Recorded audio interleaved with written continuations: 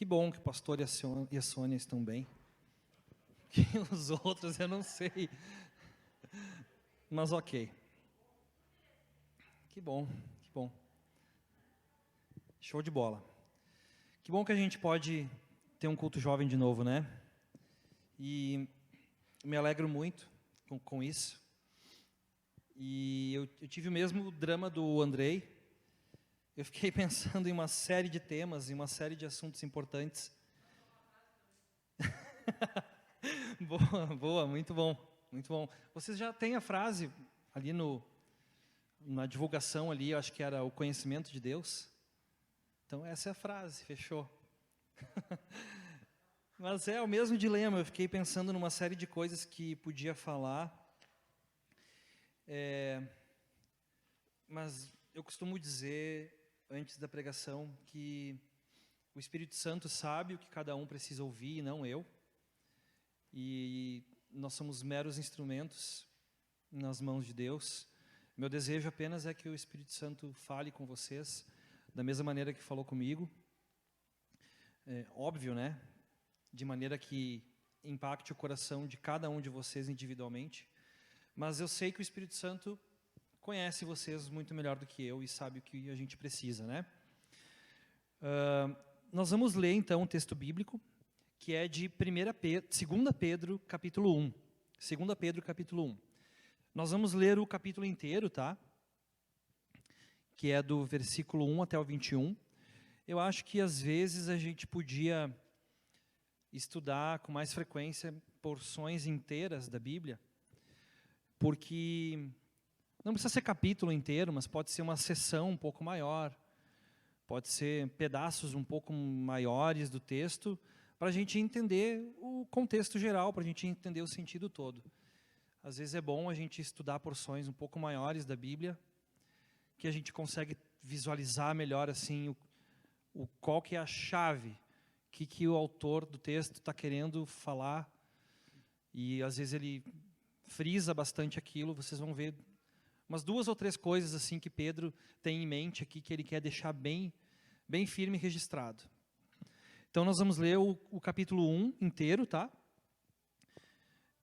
2 Pedro 1, 1.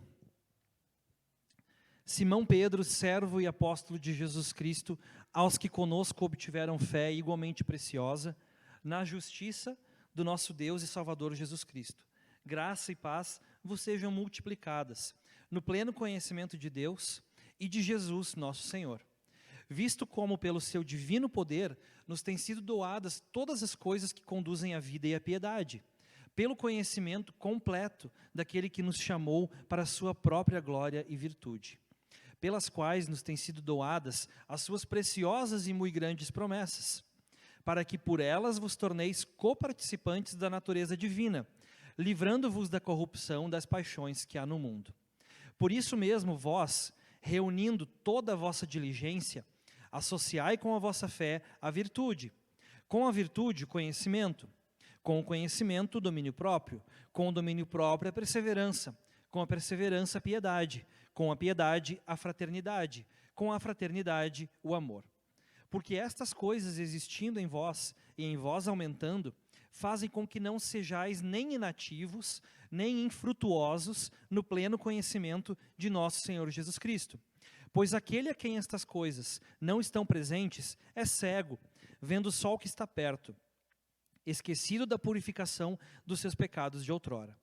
Por isso, irmãos, procurai com diligência cada vez maior confirmar a vossa vocação e eleição, porquanto, procedendo assim, não tropeçareis em tempo algum.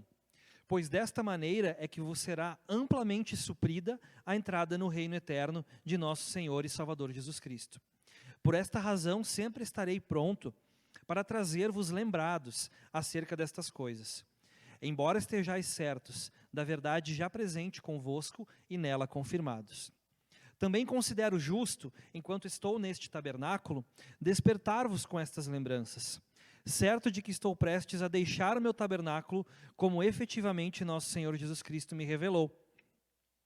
Mas de minha parte, esforçar-me-ei diligentemente por fazer que, a todo tempo, mesmo depois da minha partida, conserveis lembrança de tudo, Porque não vos fizemos saber a virtude e a vinda de nosso Senhor Jesus Cristo, seguindo fábulas artificialmente compostas.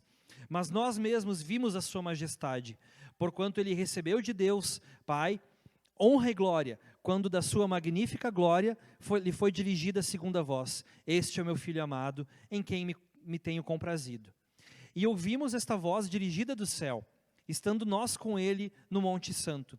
E temos muito firme a palavra dos profetas, a qual bem fazeis em estar atentos, como a uma luz que ilumina em lugar escuro, até que o dia amanheça e a estrela da alva apareça em vossos corações.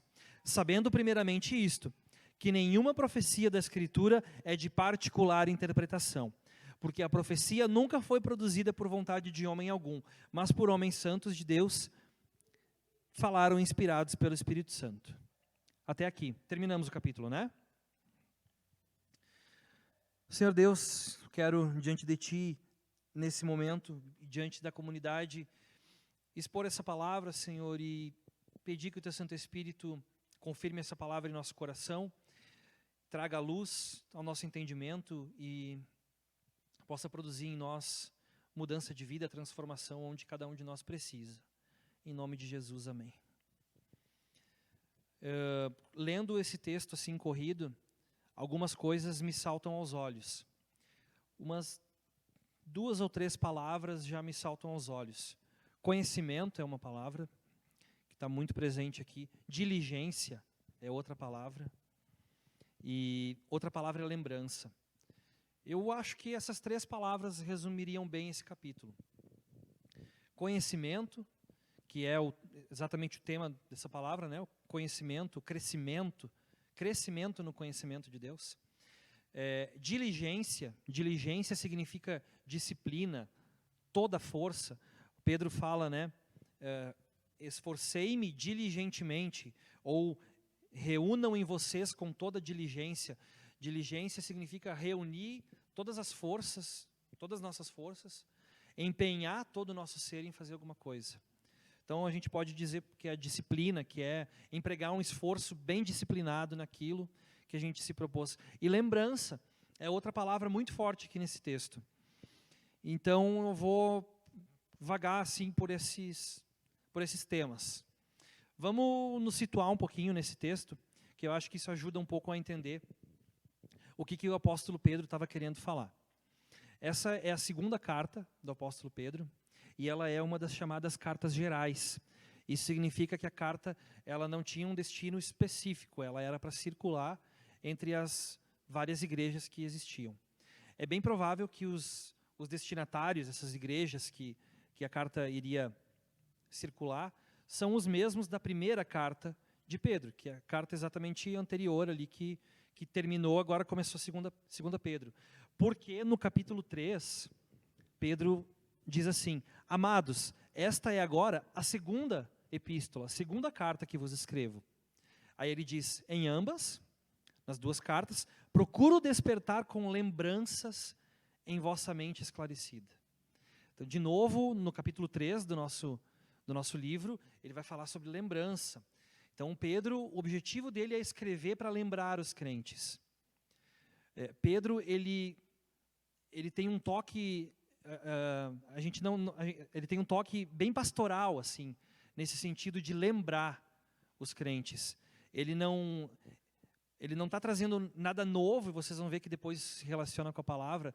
Ele não está falando nenhuma novidade, não está trazendo nenhuma doutrina nova, como às vezes a gente vê o apóstolo Paulo pregando bastante doutrina, escrevendo bastante doutrina nas cartas, ensinando bastante. O objetivo de Pedro é lembrar os crentes.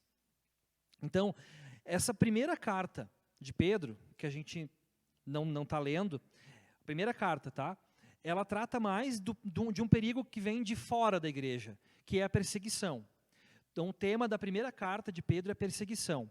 Já essa segunda carta de Pedro, ela trata de um perigo que vem de dentro da própria igreja. Falsa doutrina, falso ensino, o perigo de falsos mestres. Então, por isso, o tema central de toda essa carta é conhecimento de Deus, conhecimento verdadeiro, mas até mais do que isso, o tema central é lembrar os crentes, então, aquilo que eles já sabem, daquilo que eles já têm, daquilo que eles já possuem. Vocês podem ver que ele vai falar aqui que quem não tem essas coisas diante de si é como um cego. Depois ele diz, vendo só o que está perto, se esquecendo dos pecados que uma vez foram perdoados. Então o objetivo de Pedro é lembrar do conhecimento de Deus, é fazer o pessoal crescer em conhecimento. Então, eu queria mostrar para vocês que esse tema da lembrança, que eu vejo como um tema-chave em 2 Pedro, ele é também um tema bíblico, um tema que está por toda a Bíblia. Toda a Bíblia está recheada de situações em que Deus conclama o povo a se lembrar. A gente acredita, inclusive, que os primeiros 5 livros ali da Bíblia, eles foram escritos no momento de lembrança, quando o povo de Israel se viu do outro lado do Rio Jordão e viu a terra prometida lá do outro lado. Eles sentaram com Moisés e Moisés começou. No princípio criou Deus o céu e a terra. E foi escrevendo, e foi falando.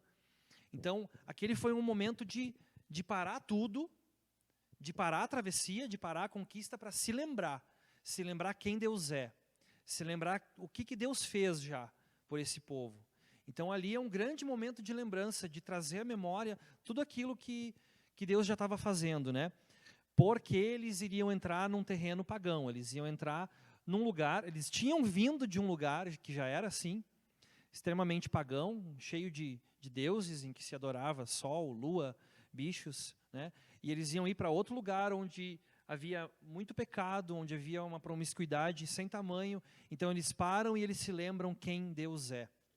Então a Bíblia, não só ali, mas em outros momentos, os profetas, né, eles querem trazer o povo à lembrança de novo. Então lembrança é um tema muito presente na palavra. Beleza, vamos adiante. Pedro, então, ele entende que a maior ameaça ao bem-estar do povo de Deus, naquele momento em que ele escreve a carta, então, era um problema que podia vir de dentro dela mesmo, de dentro da igreja mesmo. Porque as perseguições, muitas vezes, elas trazem crescimento espiritual. As provações fortalecem a nossa fé. E por mais que havia gente morrendo por Cristo, a gente percebe pelo escrito bíblico, pelos relatos históricos, que aqueles que eram perseguidos, eles difundiam o evangelho para onde eles fugiam. O evangelho crescia, o evangelho era pregado, igrejas eram fundadas. Então o evangelho ele não era parado por causa de perseguição, muito pelo contrário. Perseguição impulsionava o evangelho a ir para frente. Perseguição deixava os crentes mais confiantes em Deus, mais fortalecidos em Deus, por incrível que pareça, e mandava eles para fora, para pregar a palavra.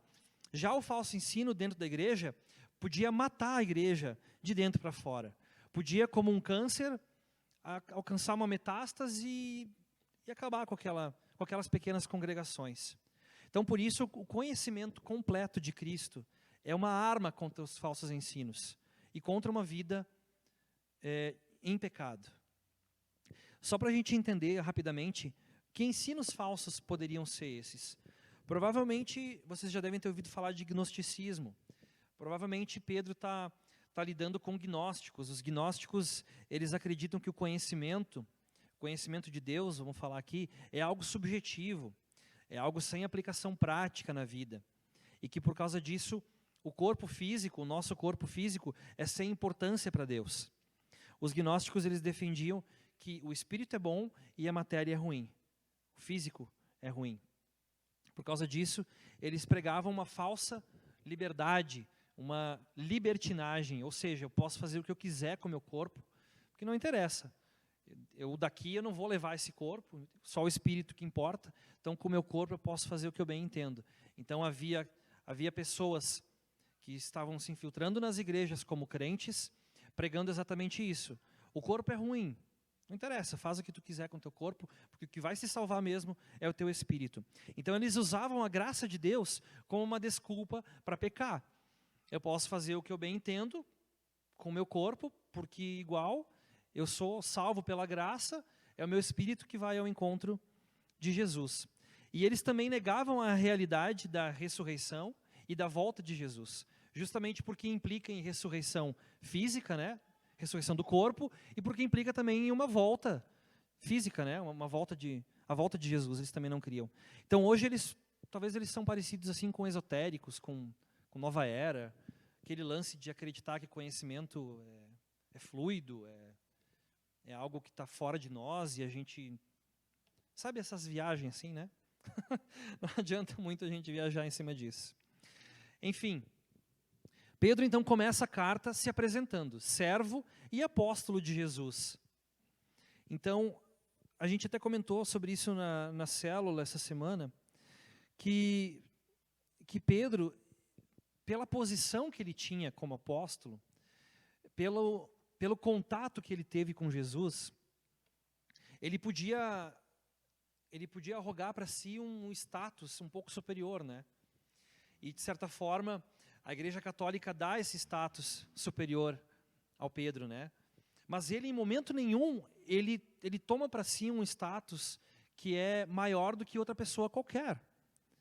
Ele fala que servo e apóstolo de Jesus Cristo. Então, como servo, ele demonstra sua humildade. Como apóstolo, ele demonstra que ele tem autoridade. Ele conheceu Jesus, ele estava com Jesus. Ele vai falar depois, né? Ele viu Jesus face a face, mas mais do que isso, ele viu Jesus em majestade. Ele estava lá quando Deus providenciou uma manifestação majestosa do Filho de Deus em toda a sua glória.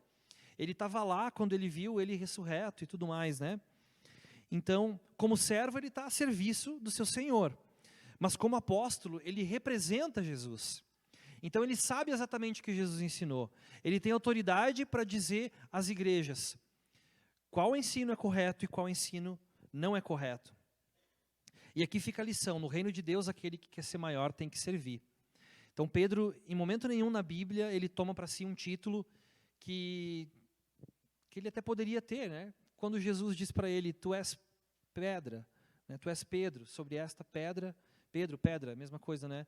Eu vou estabelecer, vou fundar a minha igreja. Ele não toma para si o título de Senhor da igreja. Jamais ele faz isso. A quem é que Pedro está escrevendo? Aos que conosco obtiveram fé igualmente preciosa na justiça do nosso Deus e Salvador Jesus Cristo. A nossa fé é algo precioso. Fé é igualmente preciosa. Por que ela é preciosa? Por causa da justiça do nosso Deus e Salvador Jesus Cristo. Por causa da justiça que a gente tem através do sacrifício de Jesus. E não por causa de uma justiça própria, não por causa de algo que a gente produziu com as nossas próprias obras. E aí Pedro saúda os crentes com uma saudação muito comum do Novo Testamento, que é graça e paz. O apóstolo Paulo também gosta de usar essa saudação. Graça é aquilo que Deus fez por nós, né? E paz é o resultado dessa graça. Através da graça a gente tem paz com Deus. Justificados, pois, mediante a fé, temos paz com Deus por meio do nosso Senhor Jesus Cristo. E Pedro diz mais: graça e paz vos sejam multiplicadas, vos sejam abundantes. Que a graça de Deus na vida de vocês seja abundante e que a paz, que o contato com Deus, que essa paz que agora vocês têm com Deus, seja também abundante. Que vocês estejam sempre junto com Deus. Versículo 2 ainda.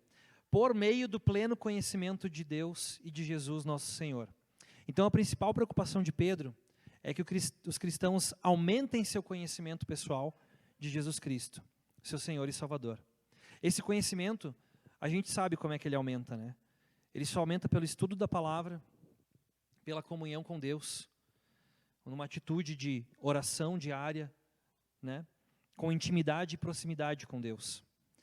E foi Deus que providenciou para a gente isso tudo. Pedro vai falar depois, aqui no versículo 3. Visto como pelo seu divino poder nos têm sido doadas todas as coisas que conduzem à vida e à piedade. Sabe como que Pedro estivesse dizendo assim: vocês não têm desculpa, pessoal, porque o divino poder de Deus, ele está doando, ele está dando para vocês tudo aquilo que vocês precisam para crescer. Ele está dando para vocês tudo aquilo que vocês precisam para ter uma vida que conduza à piedade, pelo conhecimento completo daquele que nos chamou para a sua própria glória e virtude. Então não há desculpa, vocês precisam continuar crescendo no conhecimento de Deus. Então o poder de Deus é um reservatório inesgotável de recursos celestiais. E Ele derrama sobre nós para a gente viver uma vida digna dEle. Porque por nós mesmos a gente não é capaz. Mas Ele nos dá tudo aquilo que a gente precisa. É pelo poder de Deus que a gente tem o que tem e que somos o que somos. Então o propósito de termos esse poder vivendo em nós, desse poder vivo dentro de nós, é para a gente viver uma vida de piedade, para a gente viver uma vida de santidade, uma vida para a glória de Deus. Uma vida de virtude, como o apóstolo Pedro fala. Então, Deus nos salvou do pecado para a santidade. A gente não pode viver uma vida de impiedade, nem uma vida no pecado, porque a gente dele foi liberto. Então, Pedro frisa isso aqui também, em função desse ensino gnóstico. Então, os falsos mestres que Pedro acusa diziam que o homem chega ao pleno conhecimento de forma esotérica, de forma subjetiva. Mas Pedro diz que nós nos apropriamos do poder divino para viver essa vida, para viver nesta vida, na medida em que conhecemos plenamente a Cristo. Então a gente tem tudo aquilo que a gente precisa para viver essa vida de forma digna de Cristo, para viver essa vida de forma a continuar crescendo, a continuar progredindo. É como se Pedro dissesse: vocês não têm desculpa, pessoal, vamos continuar em frente. Versículo 4, por intermédio das preciosas e grandes promessas de Deus, nascemos do Espírito e passamos a fazer parte da família de Deus. Nós estamos sendo então transformados à imagem de Deus, transformados de glória em glória. Deus está esculpindo o seu caráter em nós, o caráter de Cristo. A gente se torna coparticipante da natureza divina, mesma palavra que Pedro usa aqui, coparticipante, assim como o bebê compartilha da natureza dos pais. A pessoa nascida de Deus agora compartilha da natureza de Deus. Nós saímos do tribunal, diante do tribunal de Deus, como réus condenados. Mas a gente entra como réus condenados, mas a gente sai de lá como filhos adotados na família de Deus. E isso por causa da justiça de Cristo e não por causa daquilo que a gente apresentou diante do tribunal, porque a gente não tem nada para apresentar. Então a salvação implica em um rompimento com a velha vida de pecado. Não interessa usar a desculpa e dizer que o Espírito que vai ser salvo se a gente não preza pelo nosso corpo. Vejam só que interessante. Tem um autor, um estudioso da Bíblia, que diz que a natureza determina o desejo. O porco, ele deseja chafurdar na lama. Né? Bota ele dentro de uma piscina, ele não vai gostar. As ovelhas desejam pastos. Suja uma ovelha de lama para tu ver que a bagunça que não dá. A natureza também determina o comportamento. As aves voam, os peixes nadam, porque é de sua natureza, né? É normal. A gente diz que isso é normal, né? A natureza também determina a escolha do ambiente. Os peixes foram feitos para a água. As aves foram feitas para o céu, para voar, né? A natureza também determina a associação com quem a gente anda. Os leões andam em bandos, as ovelhas em rebanhos, alguns peixes em cardumes. Se a gente tem em nós a natureza divina, então a gente deve desejar aquilo que é puro e santo. Se Cristo habita em nós e está nos transformando à medida que a gente passa a conhecer mais a Ele, então a gente tem que desejar as coisas de Deus. A gente tem que passar a desejar as coisas puras, as coisas santas. Jesus disse: sede vós perfeitos, como perfeito é vosso Pai Celeste. E em 1 Pedro, ele diz: segundo é santo aquele que vos chamou, tornai-vos santos também vós mesmos, em todo o vosso procedimento, porque está escrito: sede santos, porque eu sou santo. No versículo 5, Pedro vai nos dizer que a gente precisa reunir, então, toda a nossa força, toda a nossa diligência para crescer na fé. Então, para fazer isso, ele não está dizendo que é automático. Ele disse antes: Deus proporcionou para vocês tudo o que vocês precisam, mas não é automático. Ele não abre a nossa cabeça e coloca conhecimento lá dentro. Né? Ele não vai simplesmente nos transformar se a gente quiser continuar vivendo uma vida em pecado, se a gente não quiser continuar crescendo no conhecimento. Agora, se a gente reunir toda a nossa diligência, toda a nossa disciplina para isso, aí a coisa acontece, é o que ele está dizendo. A falta de crescimento espiritual é um sinal de morte espiritual. Um crente que não cresce espiritualmente, que não continua progredindo, que não dá frutos, é simplesmente uma contradição. É simplesmente uma coisa que não dá para seguir adiante. A gente se engana ao achar que para crescer na fé a gente não precisa se esforçar. A gente se engana ao relaxar, achando que basta vir para o culto, está tudo pronto aqui, a galera faz aqui, eu louvo, o pastor prega, beleza. O culto está lá feito para mim, eu vou lá, sou servido, recebo, abro minha mente, o Espírito Santo ele faz uma mágica e eu recebo aquela palavra dentro de mim. Quando a palavra é pregada, o Espírito Santo produz uma mágica e a minha vida é transformada. Não, não é assim. Paulo diz que todo atleta em tudo se domina, se ele quer alcançar o louro da vitória. Se a gente quiser continuar crescendo, a gente também precisa em tudo se dominar. Essa é a relação que o apóstolo Paulo está querendo fazer, quando ele diz que todo atleta em tudo se domina. Ele vai falar também do soldado, ele vai falar do agricultor, mas isso é outra história. Mas todos eles aplicam disciplina e diligência e força e tudo aquilo que está à disposição para fazer dar certo. Quantas vezes a gente não relaxa, né? E acha que as coisas vão acontecer naturalmente, porque a igreja é de Deus. O Espírito Santo faz a obra acontecer, graças a Deus. Ele faz. Mas como é que está a nossa vida com Cristo? Como é que está o nosso crescimento? Como é que está o nosso crescimento na vida de fé? Aí, a partir daqui, Pedro vai fazer uma lista de qualidades, ele chama de virtudes, né? Encontradas na vida do cristão. Uma relacionada à outra, uma acrescentada à outra. Isso está ali no versículo, a partir do versículo 5 até o 7, ele está falando um monte de virtudes. Então, vamos ver o que ele fala. Associai a fé à virtude. A fé é o pilar da vida cristã. A fé é um dom de Deus, dado a nós. Né? Acreditar, crer em Deus. Ter fé. Todas as bênçãos de Deus nos vêm pelo dom da fé. E virtude, a gente pode dizer que são mais do que meras qualidades humanas. Ele é virtuoso. Quer dizer que é uma pessoa sábia, honesta, humilde e ao mesmo tempo nobre, né? Tem um tom assim de nobreza, uma pessoa educada. Mas mais do que qualidades humanas, são qualidades divinas, que tornam a pessoa mais semelhante a Cristo.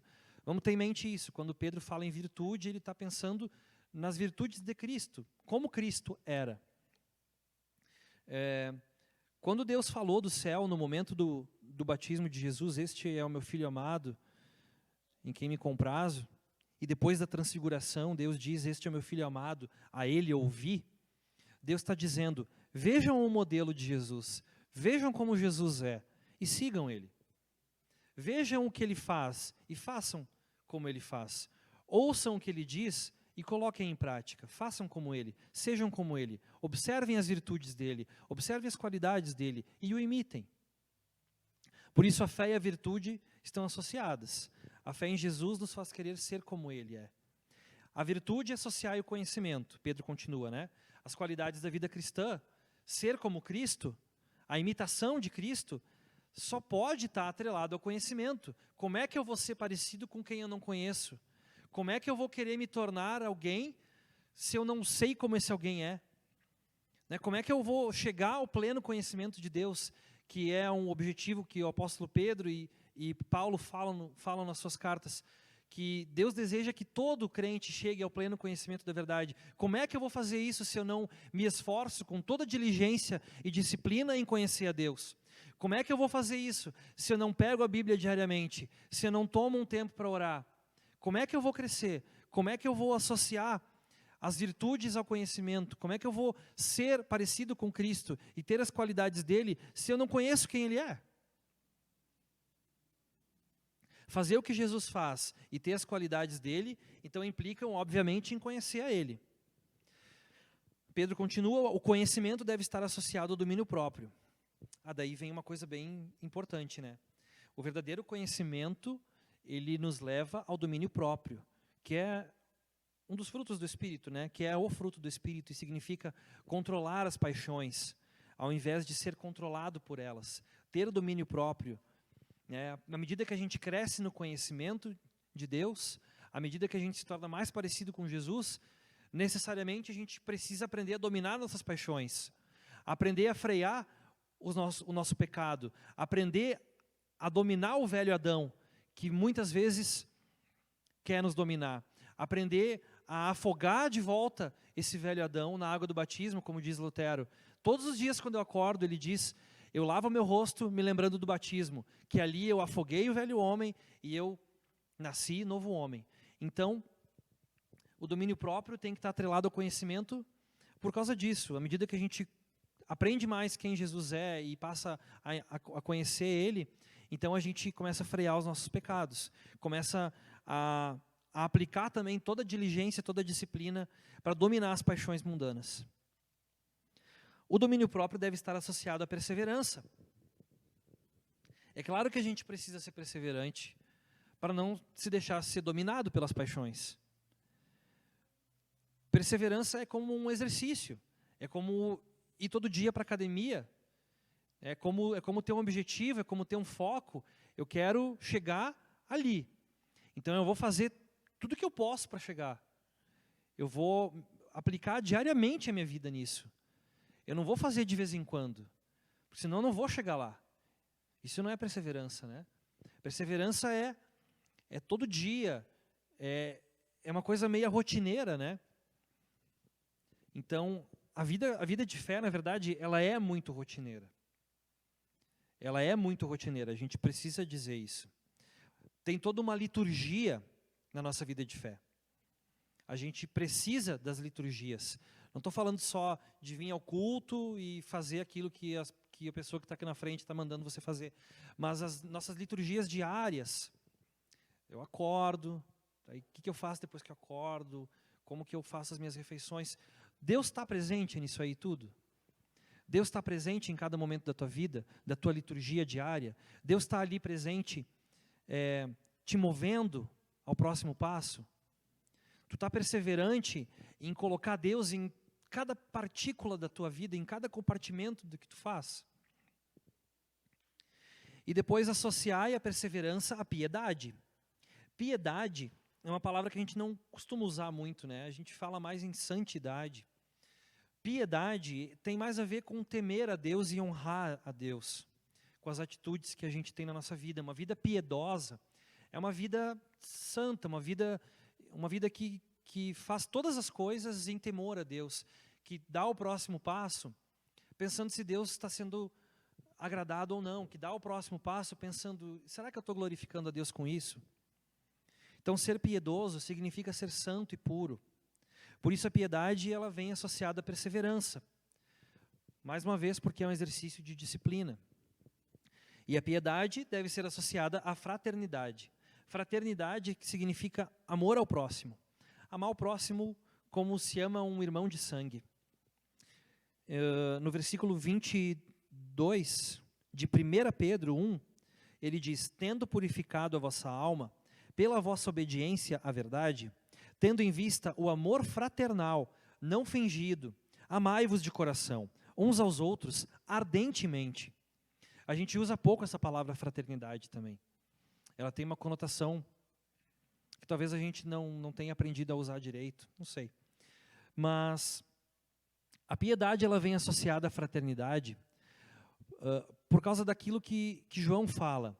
Como é que a gente vai amar a Deus que a gente não vê e dizer que a gente não ama o nosso próximo que a gente vê?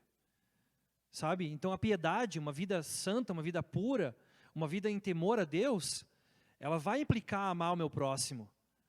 Porque se eu amo a Deus, esse amor tem que resultar em amar o próximo. Nisto conhecerão, João fala, nisto conhecerão todos que sois meus discípulos, se tiverdes amor uns aos outros. E Pedro também fala, acima de tudo, porém, tende amor intenso uns para com os outros, porque o amor cobre multidão de pecados. Sabe que muitas vezes eu tenho falado assim, que a gente não precisa morrer de amores uns pelos outros. Muitas vezes eu tenho falado que é difícil, né, com algum irmão na fé. A gente briga, a gente discute. E eu digo que a gente não precisa morrer de amores. Mas, infelizmente, não é o que Pedro fala. E eu prefiro ficar com o que Pedro fala, e não com o que eu falo. E Pedro fala, tem de amor intenso uns para com os outros. Não é qualquer porcaria de amor.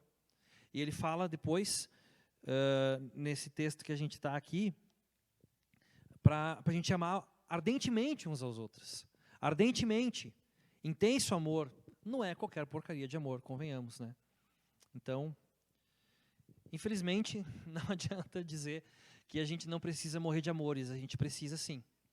A gente precisa aprender a morrer de amores uns pelos outros. Talvez esse seja o maior desafio. Porque amar se expressa em atitudes.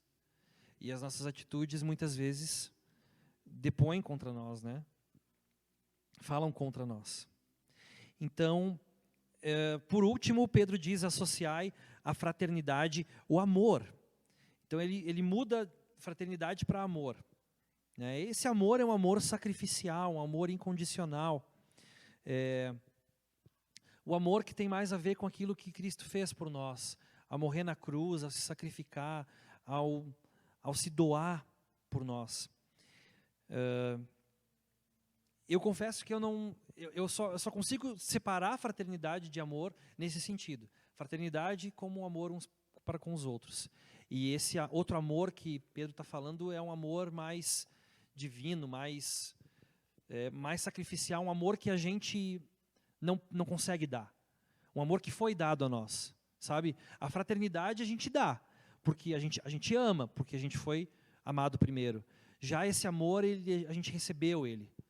Né? A gente não consegue, com todo o coração, dizer que a gente ama o nosso próximo, a ponto de morrer e se sacrificar por ele, assim como Jesus fez.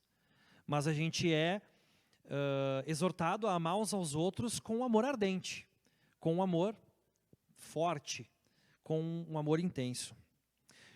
Eu já falei demais, mas eu ainda tenho um pouquinho para falar, pessoal. Quais são as implicações práticas desse crescimento espiritual? Pedro, então, começa a falar a partir do versículo 8 em algumas aplicações. O primeiro resultado é uma vida frutífera. A gente já falou sobre isso um pouquinho, né? O crescimento espiritual, ele nos leva a não ficarmos inativos na nossa vida de fé. Um cristão que não cresce, que não faz nada de útil para o reino de Deus. A falta de crescimento sinaliza a falta de vida, né? A gente fala isso nas células, uma célula que não se multiplica, ela está morta. Uma célula precisa continuar se reproduzindo para mostrar que ela está viva, que ela está ali, né? Algumas traduções usam a palavra estéril, para que a gente não seja, Pedro fala, porque estas coisas existindo em vós e em vós aumentando fazem com que não sejais estéreis. Estéril tem a ver com, justamente com isso, com multiplicação, né? Crescimento espiritual que gera fruto, então é um crescimento que multiplica, que gera filhos espirituais. Estamos nós gerando filhos espirituais? Estamos nós frutificando nesse sentido ou estamos estéreis? Estamos nós multiplicando o Evangelho, gerando filhos e filhas espirituais? O segundo resultado do crescimento espiritual, ali no versículo 9, é uma visão clara. A questão aqui é a visão espiritual do todo. O crescimento espiritual nos leva a perceber o que Cristo fez por nós, no passado, presente e futuro. Vocês lembram que eu falei que Pedro está dizendo que aquela galera lá estava se esquecendo que quando Cristo morreu na cruz, ele levou sobre ele o nosso pecado. Eles estavam se esquecendo do perdão dos pecados, do perdão passado dos pecados, né, daquilo que Cristo já fez. O que nos leva, então, lembrar disso, nos leva a abandonar o pecado, ao mesmo tempo em que a gente não esquece que nós continuamos sendo pecadores. Então, jamais a gente deve esquecer daquilo que Cristo já fez por nós. E aí vem uma parte muito importante do texto, que é a questão da lembrança. Por que que nós pregamos? Por que que a pregação ela ocupa um lugar central no culto? Ou deveria ocupar o lugar central no culto, né? Por que que expor a palavra de Deus ocupa o lugar central no culto? Por que que as igrejas precisam de um pastor? Por que que a gente precisa de liderança? E, na verdade, a questão da rotina também está ligada a isso, né? A vida de fé é uma vida muito rotineira, também no sentido de sempre lembrar, de sempre falar. Pedro, eu falei no início, né? Ele não vem trazendo algo novo, mas ele vem para lembrar os crentes. E a tarefa do pastor de uma igreja, basicamente, ela é essa, é lembrar o tempo todo, é trazer à memória dos membros o tempo todo aquilo que Jesus fez, é ficar lembrando.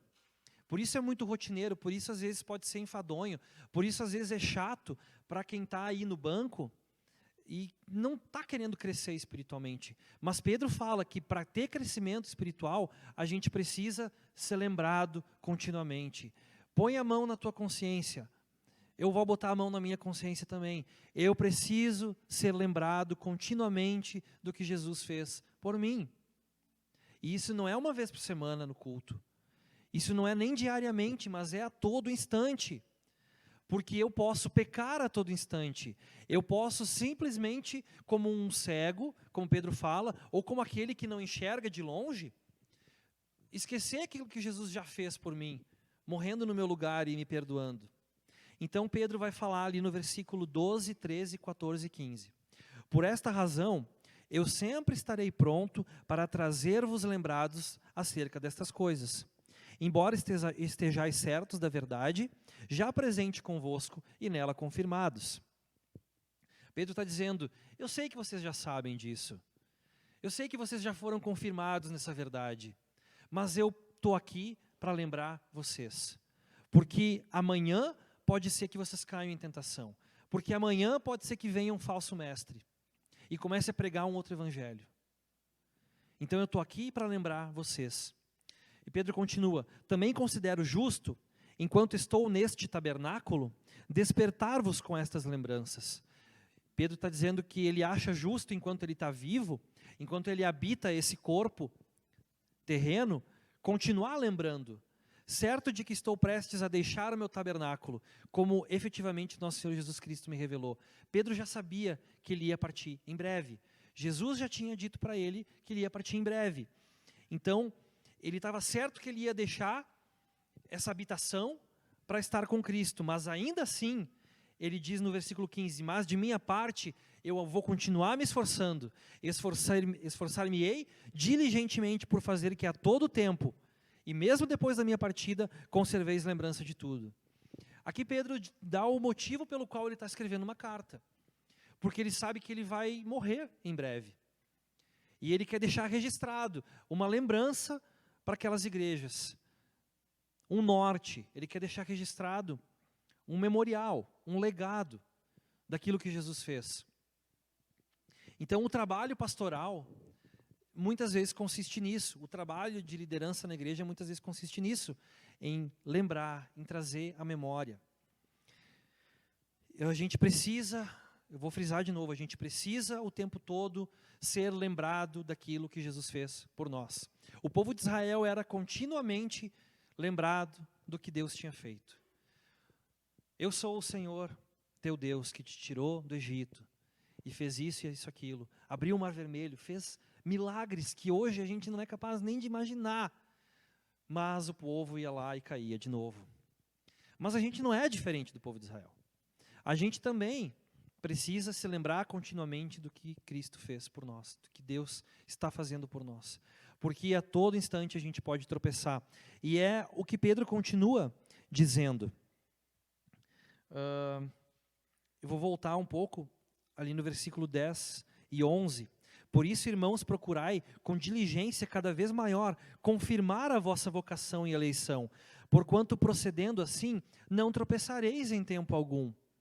Pois desta maneira que vos será amplamente suprida a entrada no reino eterno de nosso Senhor e Salvador Jesus Cristo. Então, fazendo dessa forma, vai ser confirmada a vossa eleição e a vossa vocação. Fazendo dessa forma, simplesmente vocês vão estar mostrando que vocês de fato são crentes. Simplesmente vocês estão mostrando que Cristo habita em vocês. Fazendo o quê? Tudo aquilo que Pedro já falou. Vou lembrar vocês. Crescer em conhecer a Deus. Né? Fazer aquelas associações. Amar os outros. Expressar esse conhecimento em amor. Expressar esse conhecimento em piedade, em temor a Deus. Conhecer cada vez mais a Jesus e querer ser como Ele. E traduzir esse conhecimento em atitudes. Fazendo assim, é que você será amplamente suprida a entrada no reino celeste. Pedro está dizendo, é uma coisa muito curiosa aqui, que eu não tenho nem como aprofundar, mas ao mesmo tempo que Pedro fala de vocação e eleição, ele está dizendo, é uma coisa óbvia, né? A gente só demonstra que a gente é salvo se a gente cresce na fé, se a gente dá frutos, se a gente continua sendo santificado, né? Se a gente não dá esses frutos, simplesmente é sinal de que não somos eleitos e que não tivemos o chamado à vocação celestial.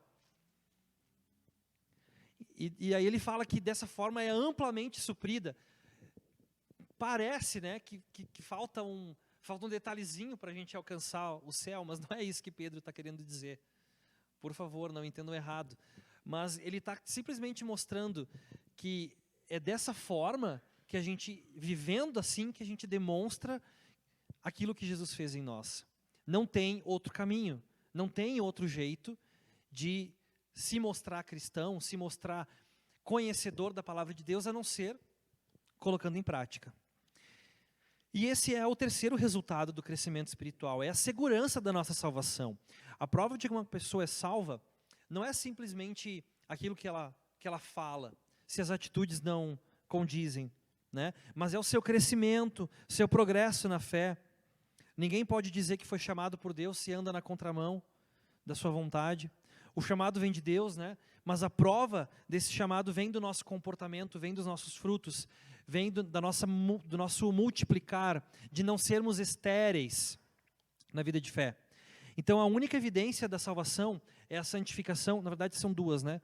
É a santificação nas nossas vidas, e isso vai aparecer na segunda coisa, que é através do amor que a gente demonstra uns para com os outros.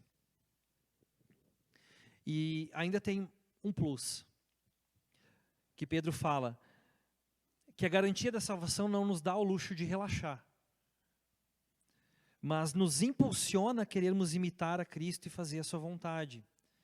E isso nos livra de tropeços. Pedro fala que isso faz a gente não tropeçar. Quanto mais longe de Cristo, quanto mais longe do conhecimento de Cristo, da verdade, é uma coisa óbvia, mas eu preciso lembrar vocês disso. Eu preciso me lembrar disso o tempo todo. Quanto mais longe, mais fácil de tropeçar. Quanto mais perto, mais grudadinho no passo de Jesus, mais difícil a gente tropeçar, porque a gente está perto dele.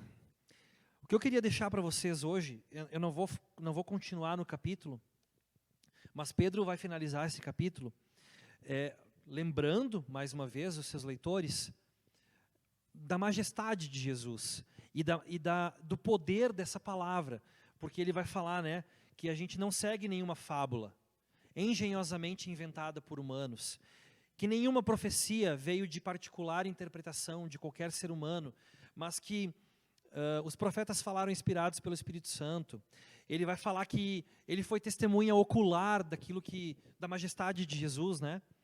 Então Pedro vai fazer assim vai arrematar, vai dar aquela segunda mão de tinta no que ele falou, vai carimbar dizendo assim, ó, eu vi Jesus em glória e majestade. Os profetas, eles falaram inspirados pelo Espírito Santo. Ou seja, aquilo que eu prego, aquilo que eu lembro vocês, aquilo que vocês acreditam e que vocês devem continuar crescendo, é a verdade. Eu estava lá, eu provei, eu vi. Então tenham confiança, continuem crescendo. Não acreditem em qualquer bobo alegre que vai vir aí amanhã e vai pregar um evangelho diferente. Não acreditem em uma pessoa que vai chegar aí dizendo que tem uma nova revelação para vocês. Acreditem naqueles que vêm e querem lembrar vocês do evangelho já pregado, que querem lembrar vocês da obra que Jesus já realizou. Então eu quero finalizar dizendo para vocês, na verdade, a gente não tem desculpa para continuar crescendo, né? A gente não tem desculpa para continuar crescendo na vida de fé, porque já foi amplamente suprido para nós tudo aquilo que nós precisamos. Falta muitas vezes a gente se apropriar disso e de buscar no conhecimento de Deus e de buscar na intimidade com Deus, no tete a tete com a Bíblia, buscar se apropriar dessas virtudes, dessas promessas, como Pedro fala. Deus providencia para nós tudo aquilo que a gente precisa para isso.